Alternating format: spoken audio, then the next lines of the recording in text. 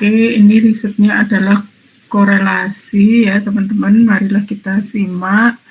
Mudah-mudahan kita bisa belajar sesuatu dan memperdalam apa yang kita selama ini pahami. Baik. Ya begitu, dipersilakan teman-teman.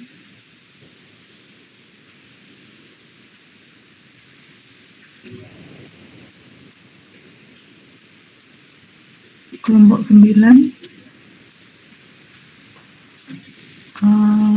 Tadi sudah share screen, tapi sekarang hilang lagi.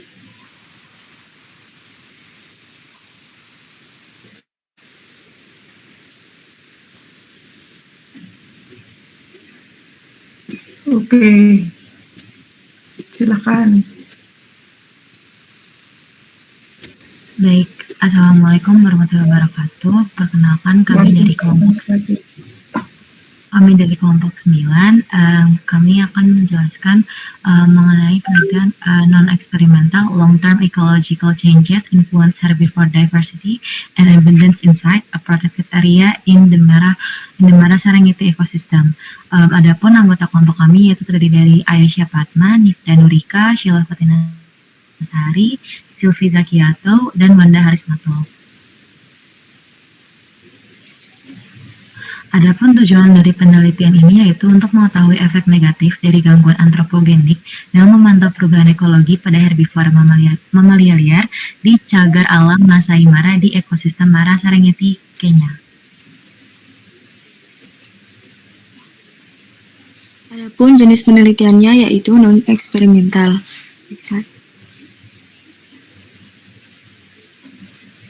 Non-experimental correlation ya. Baik, untuk rancangan penelitiannya yaitu jenis rancangannya berupa correlational non-experimental research design dan dengan jenis data yang didapat dilihat pada tabel berikut. Untuk data nominalnya itu ada berupa diversitas herbivora dengan satuan spesies. Kemudian untuk data ordinalnya tidak ada, dan untuk data rasionya itu terdiri dari curah hujan dengan satuan milimeter, dan juga ada suhu dengan satuan Celcius, ada populasi penduduk, jumlah ternak, jumlah bunga, dan jumlah penginapan ataupun tempat wisata. Selanjutnya, untuk data intervalnya ini merupakan pola data variabel bebas. Variabel bebas ini yang meliputi data rasio di atas, yaitu dengan satuannya perubahan pola data variabel bebasnya per tahun. Untuk data kualitatif deskriptifnya tidak ada, dan untuk data koordinatnya itu berupa peta dengan satuan kilometer.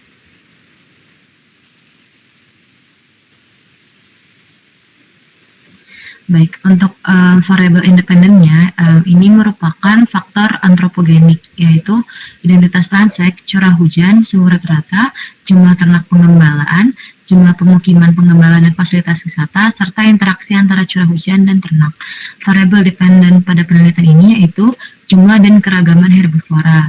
Untuk variabel moderatnya tidak ada.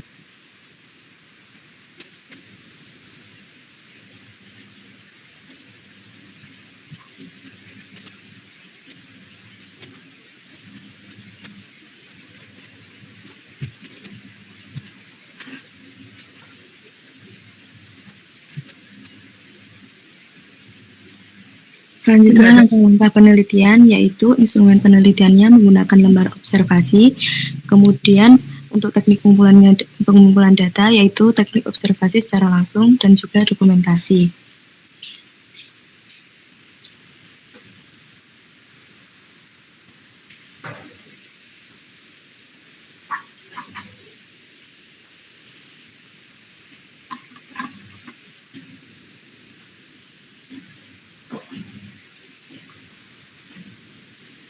Tidak terdengar suara. Baik, untuk uji validitas dan reliabilitasnya adalah uji validitas yaitu menggunakan koefisien korelasi. Bentar.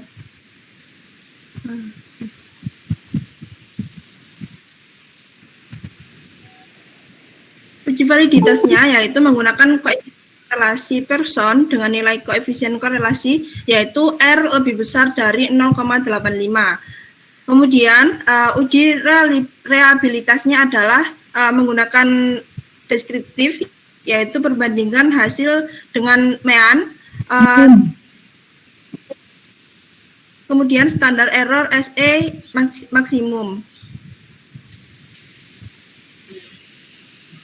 Baik, berikut adalah rancangan tabel data pengamatan.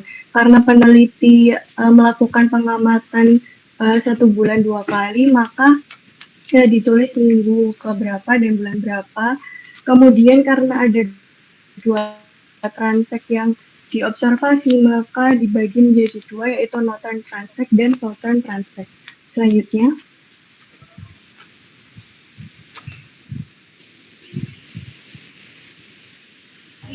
Selanjutnya yaitu hasil analisis data. Analisis data pada jurnal penelitian ini menggunakan analisis statistik berupa korelasi persentase momen dan korelasi range eksperimen. Korelasi eksperimen melibatkan satu variabel terikat atau independen dan satu variabel bebas atau independen yang hasilnya berfungsi untuk mengukur kekuatan hubungan linier dua variabel.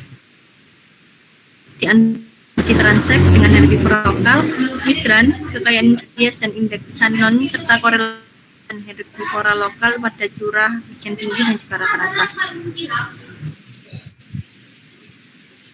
Next. baik, selanjutnya merupakan penyajian analisis data yang bulatan berwarna hitam itu merupakan transek yang short grass atau di northern transek. Untuk bulatan berwarna abu-abu merupakan transek yang ada di southern, yaitu long grass habitat. Transek yang diletakkan di long grass habitat atau southern transek mempunyai herbivora lokal dan kekayaan spesies yang lebih sedikit. Namun pada southern transek ini dia memiliki lebih banyak migran herbivore jika dibandingkan dengan transek yang berada di short grass habitat atau northern transek. Selanjutnya, berikut merupakan korelasi jumlah ternak dan herbivora lokal pada curah hujan tinggi dan rata-rata. Curah hujan sendiri memiliki efek yang kontras pada ungulatan baru lahir dan dewasa. Curah hujan yang tinggi cenderung meningkatkan kelimpahan ungulatan baru lahir dan menurunkan kelimpahan ungulata dewasa. Curah hujan yang meningkat cenderung menyebabkan herbivora menyebar ke seluruh cagar dan jauh dari transek yang dibuat untuk penelitian. Kelimpahan herbivora lokal dan kekayaan spesies berkorelasi negatif dengan curah hujan. Selanjutnya,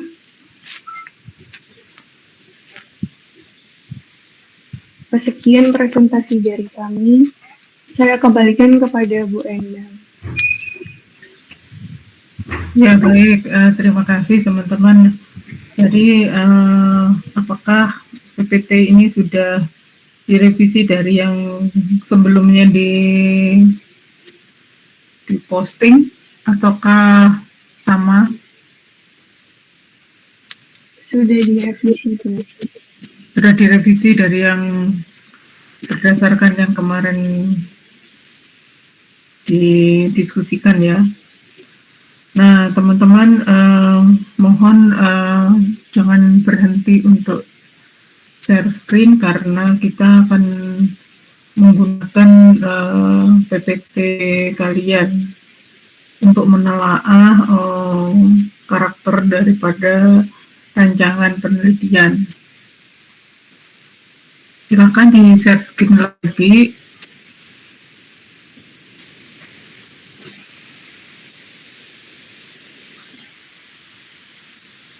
Ya, jadi ini adalah riset, ciri-ciri dari riset correlation itu adalah pengaruh ini terhadap itu, terus efektivitas ini terhadap itu, influence ini terhadap itu, correlation ini atau correspond ini, kayak gitu-gitu itu adalah ciri-ciri dari correlation research. Nah, tapi yang menjadi masalah memang harus dipisahkan mana yang non-eksperimental dan mana yang eksperimental. Juga beberapa ini bisa dikategorikan sebagai deskriptif ya. sehingga beberapa itu ini bisa dikategorikan deskriptif karena menjelaskan sesuatu juga.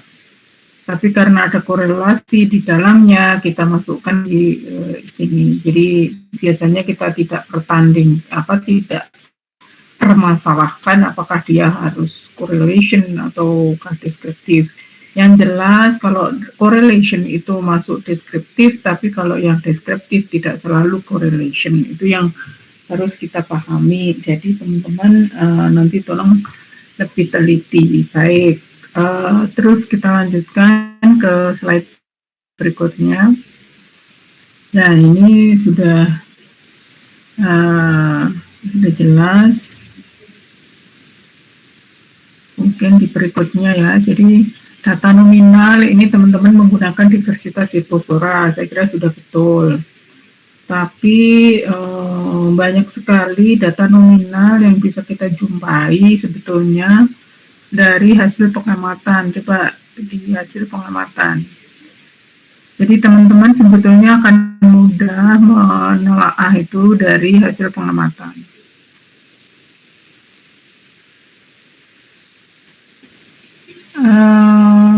Sayang ini teman-teman hanya menampilkan hanya menampilkan grafiknya, tidak pakai judul, gambar, dan seterusnya, sehingga kita tidak melihat. Nah, sebetulnya yang sebelumnya, coba di slide sebelumnya, kalau dilihat dari sini, bukan yang ini, sebelumnya, yang ada northern sama southern itu. Nah, ini.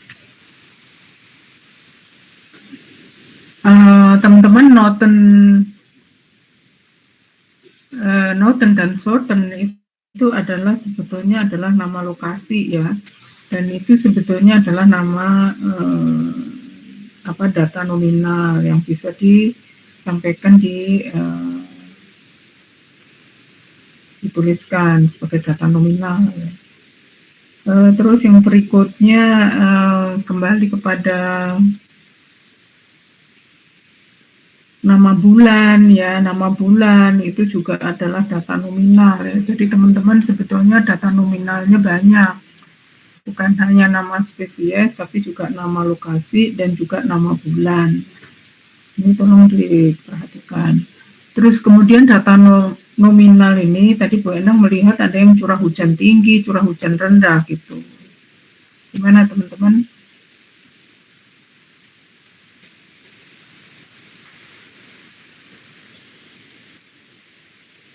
Silvi, bagaimana Silvi? Iya, Ibu. Kegiatan tersebut ada. Suaranya kurang jelas.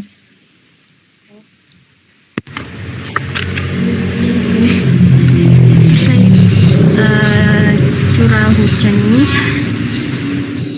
tergantung pada jurnal tersebut, tergantung pada lokasinya. Itu ada yang curah hujan tinggi dan juga rendah, dan ini masuk ke dalam data rasio.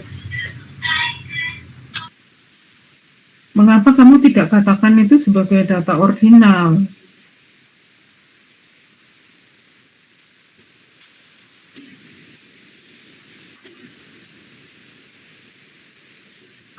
Wanda, bagaimana Wanda?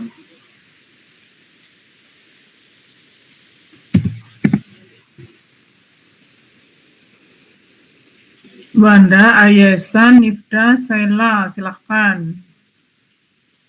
Ya Bu, izin menjawab.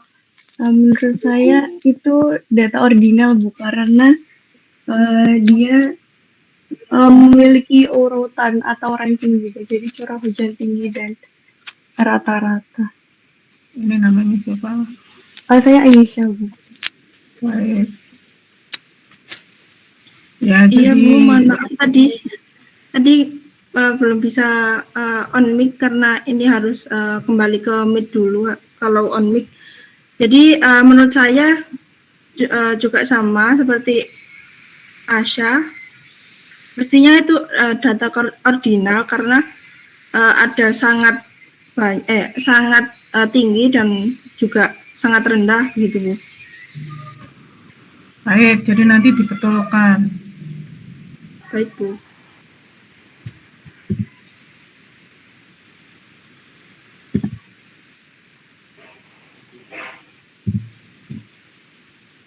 Kemudian sekarang Silvi, data rasio, coba tampilkan data rasio. Jadi teman-teman, data rasio itu yang ada satuannya per gitu loh, ciri-cirinya itu. Jadi di situ kalau tidak ya berarti data interval. Kalau yang ditulis teman-teman di sini jumlah ternak itu satuannya apa kok sampai merupakan data rasio? Silvi, gimana Silvi?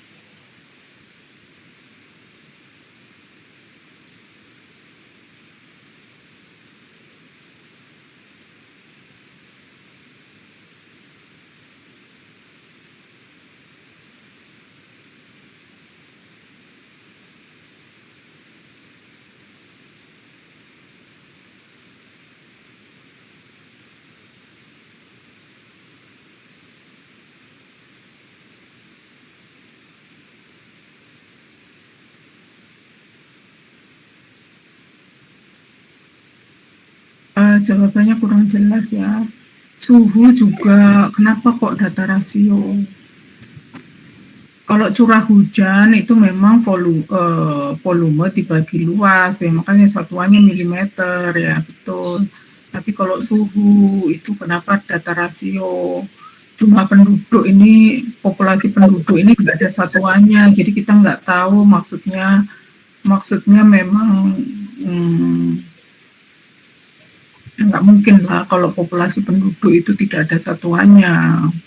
Tapi ini sepertinya betul kalau ini merupakan data rasio. Tapi harus ada satuannya ya. Ini suhu ini tidak sesuai kalau di sini. Jumlah ternak juga kalau tidak ada satuannya itu bukan data rasio. Jumlah puma ini apa?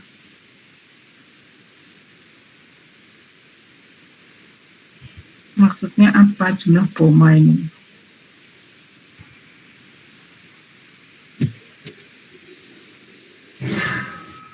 Gimana Silvi? Ya, seharusnya yang suhu tadi bisa masuk di data interval Ibu. Karena kalau terkait yang jumlah ternak, jumlah poma ini tidak ada spesiesnya, tidak ada satuannya, jadi Enggak, maksud saya kenapa kok jumlah ternak kok nggak ada satuannya?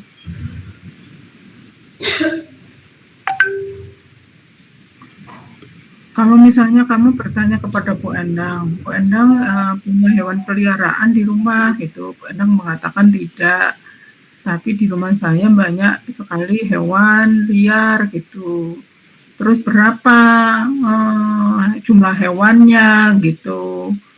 Pasti Bu Endang akan mengatakan, Bu Endang di rumah Bu Endang saat ini paling banyak itu adalah nyamuk. Itu tiap pagi itu sekian ekor gitu. Ya mesti ada satuannya lah. Yang Bu Endang berhasil mematikan itu katakanlah misalnya 10 ekor setiap pagi gitu. berarti terkait satuannya jumlah ternak ini ekor. Loh, yang di situ loh. Jadi barangkali di situ jumlah ternak itu adalah individu per penduduk atau apa gitu jumlah ternak. Jadi bisa jadi benar data rasio, tapi jumlah anunya ini yang harus penting diketahui. Gimana ini? Nifda, gimana Nifda?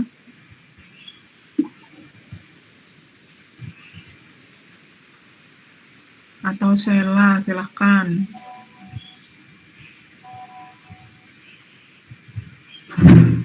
Baik Ibu, saya bisa menjawab.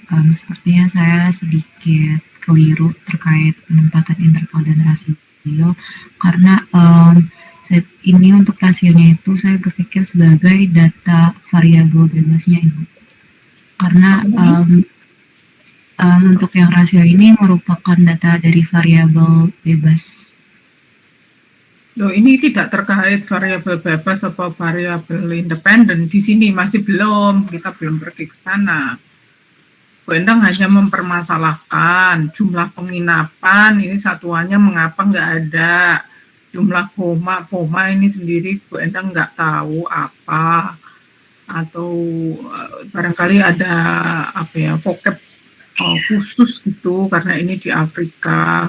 Kemudian jumlah penduduk, populasi penduduk, jumlah ternak, ini harus ada satuannya. Satuannya apa di situ, Sela? Baik Ibu, untuk jumlah ternak itu sepertinya memang bukan termasuk rasio karena hanya jumlah per ekor ya, dan untuk bunga ini merupakan perumahan atau penduduk yang rumahnya ini punya pagar seperti itu Bu. Jumlah rumah yang berpagar gitu. Iya Bu. Tidak perluasan per hektar gitu. Bukan Bu, kalau untuk di jurnalnya fence villages, jadi desa-desa yang berpagar. Oke, kalau begitu masuk data apa?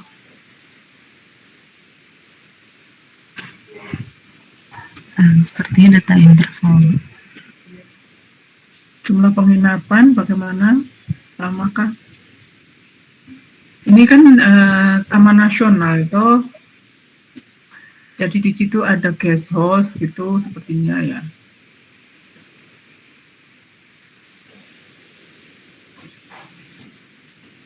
Gimana teman-teman? Tempat wisata? Iya Bu, betul seperti itu. Nah ya, jumlah penginapan ini apa? Kenapa teman-teman memilih sebagai data rasio?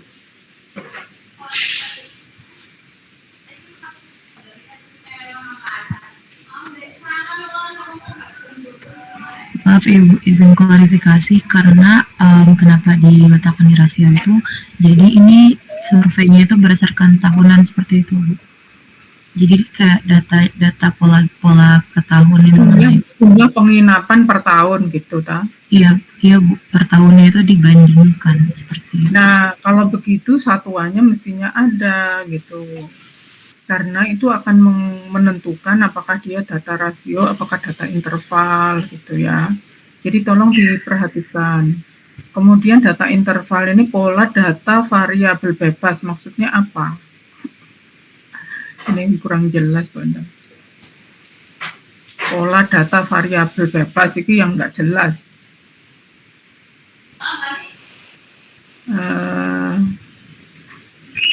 Nifda, silahkan.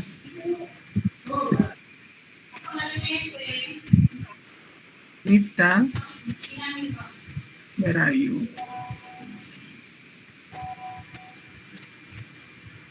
Kalau koordinat itu satuannya bukan kilo ya teman-teman. Jadi koordinat itu kalau misalnya ini ya longitude, latitude itu ya satuannya yang bukan kilometer itu.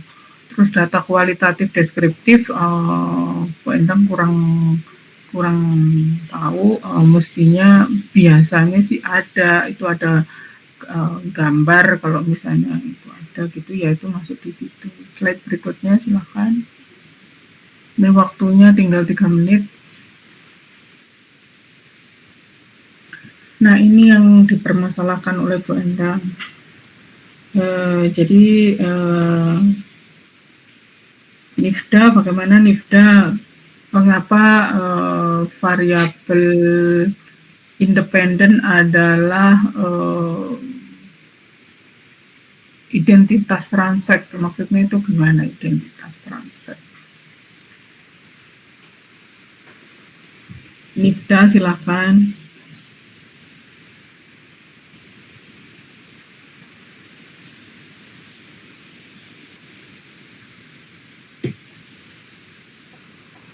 tidak ada suaranya. Permisi Bu, Ya, silakan. izin membantu menjawab. Bukan nih, Bu Endang masih tanya nih. Menurut saya identitas transaksi Wanda, yang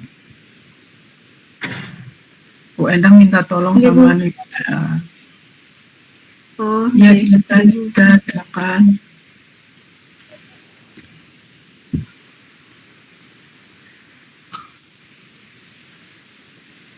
Bagaimana Nida?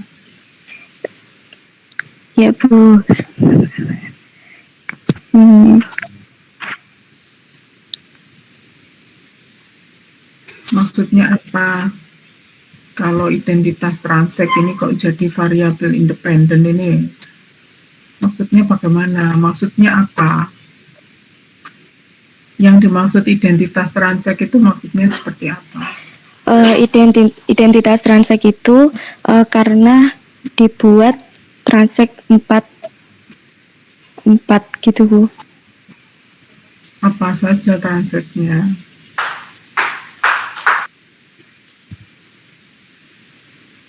Apa saja transaknya?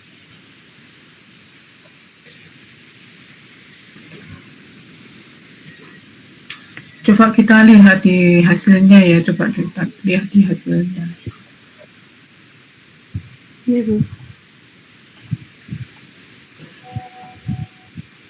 Nah, kalau misalnya melihat ini, coba saya slide sebelum ini. Sebelum ini. Atau di sini juga korelasi Sperman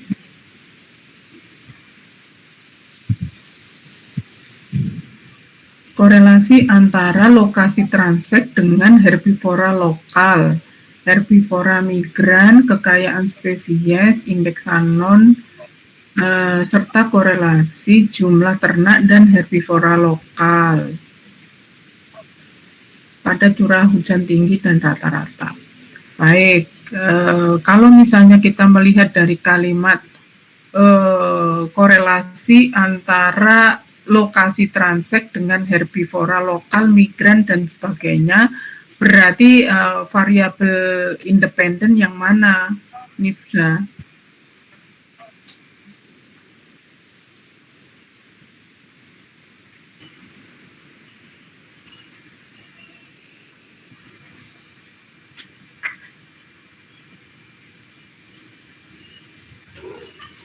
Bagaimana Nida?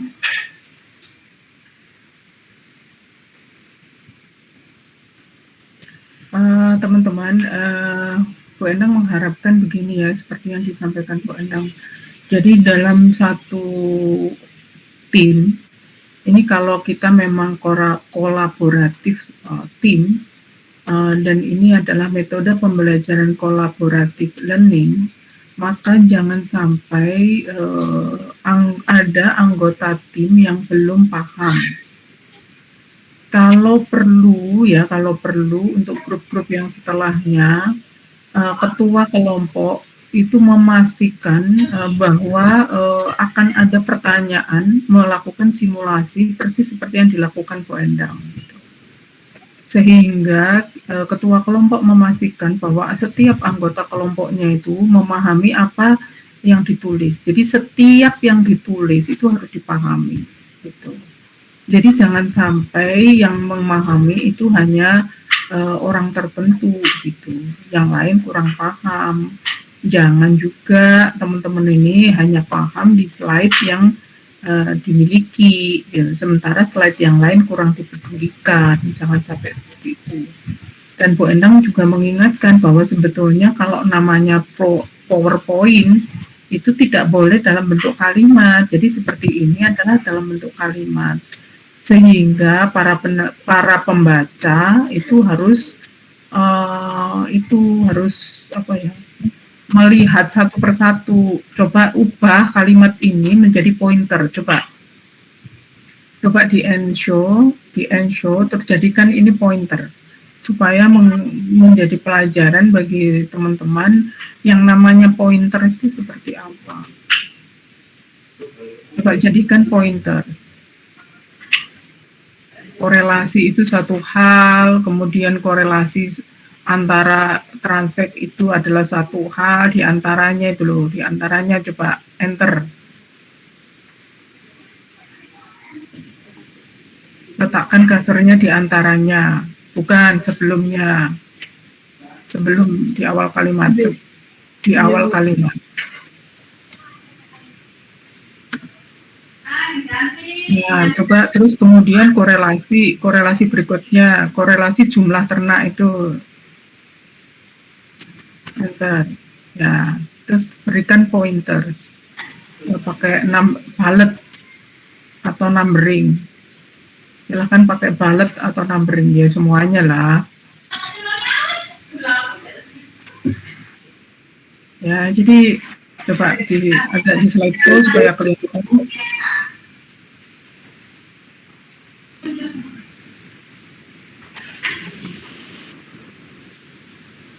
Ya, jadi teman-teman, seandainya kalimatnya adalah seperti ini akan sangat memudahkan gitu ya.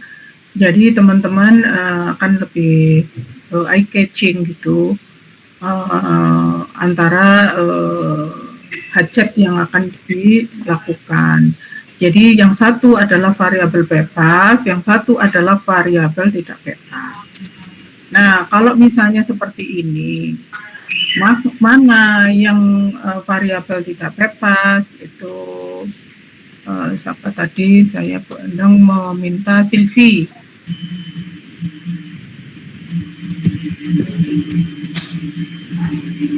Silvi silahkan, ini waktunya sudah lewat 4 menit tapi nggak apa-apa karena biasanya juga mahasiswa datang terlambat.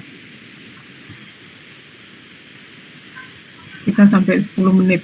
6 menit. Variabel. Bagaimana Silvi? Variabel bebasnya apa? Dari korelasi apa? Bebasnya yang lokasi transaksi. Baik, jadi lokasi transaksi. Kemudian variabel tidak bebasnya yang mana? Jumlah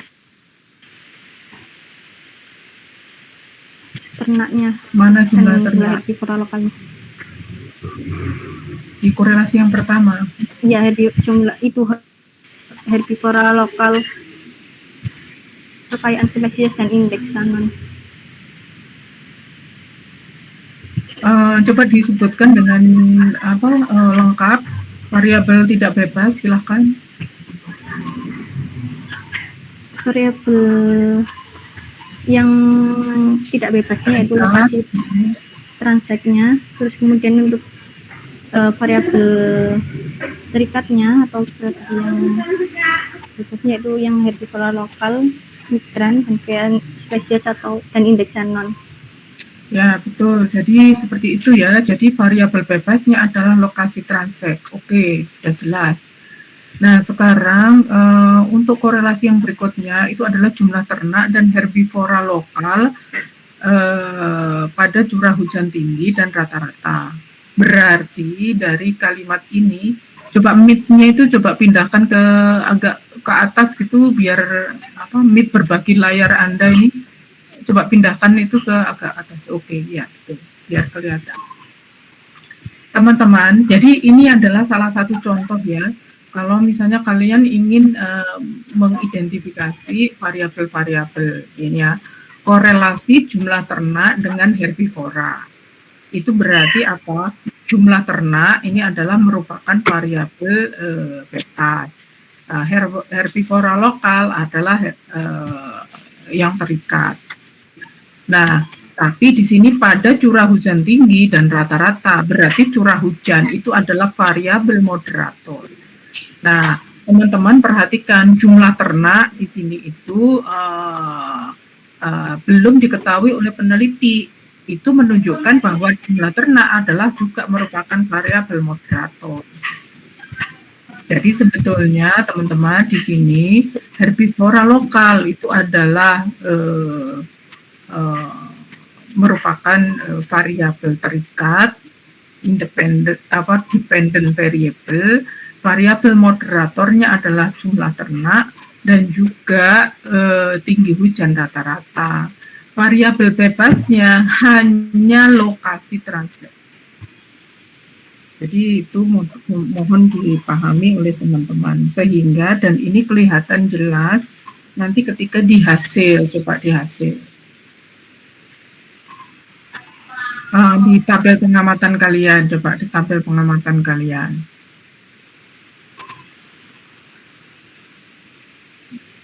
Nah, ini di sini Northern Transect sama Southern Transect. Dan kemudian di situ ada minggu, ada bulan, ada masing-masing ada curah hujan. Jadi minggu, bulan, curah hujan itu adalah variabel moderator yang terlihat. Tapi yang jelas transeknya itu sudah ditetapkan oleh para peneliti sebelum melakukan penelitian. Tapi bulan itu curah hujan berapa belum diketahui, tapi itu merupakan variabel moderator. Jadi yang dia itu sebetulnya juga belum diketahui oleh peneliti, tetapi di akhir itu ingin dikaitkan dengan variabel yang lebih hilir gitu ya, lebih hilir. Nah, ini terlihat di hasil pengamatan berikutnya. Coba. Hasil pengamatan, silakan. Nah, ini coba perhatikan ya, bulan bulan ini adalah merupakan variabel moderator atau kontrol. Kemudian ini juga tidak ada keterangannya ya, ini yang bulat-bulat hitam ini apa, yang ini apa. Ini ya, Bu. Hah? Bulatan hitam itu yang bukan yang Northern. Kurang jelas kok, enggak. Mungkin yang lain. Izin membantu menjawab, Bu. Jadi itu Northern sama yang tadi, Bu. Oh, Northern sama Southern. Iya. Yang hitam curah hujannya tinggi, sementara yang bawah curah hujannya rendah. Iya, betul. Abu-abu. Iya, Bu. Ya, seharusnya teman-teman juga menampilkan di situ keterangannya apa. Kalau tidak ada keterangannya begini kan kita juga tidak paham. Ya, jadi teman-teman terima kasih. Species richness itu adalah termasuk variabel dependent. Shannon index juga merupakan variabel dependent. Migran herbivore ini juga adalah sama. Jadi dalam kaitan ini yang akses itu adalah yang menentukan. Nah, karena bulan, kalau teman-teman menetapkan bahwa ini adalah bulan, ini adalah variabel moderator, sebetulnya itu juga kalau diklaim sebagai variabel bebas itu juga boleh. Jadi begitu. Curah hujan dan lokasi tadi itu juga merupakan variabel bebas. Jadi kelihatan di sini ya. Jadi teman-teman ini yang paling jelas. Jadi teman-teman jangan terkecoh. Saya kira demikian, kita sudah 741. Kita ucapkan terima kasih kepada kelompok yang sudah menyampaikan. Silakan diperbaiki juga tabel pengamatannya, sepertinya juga belum lengkap. Sepertinya ini menjadi kendala utama ya, jadi teman-teman belum terampil menetapkan tabel datasheet ya. Jadi ini harus dipelajari oleh kalian ya. Saya kira demikian slide PPT yang tadi dipresentasikan. Silahkan diperbaiki dan kita kembali kepada Zoom untuk kuliah. Terima kasih.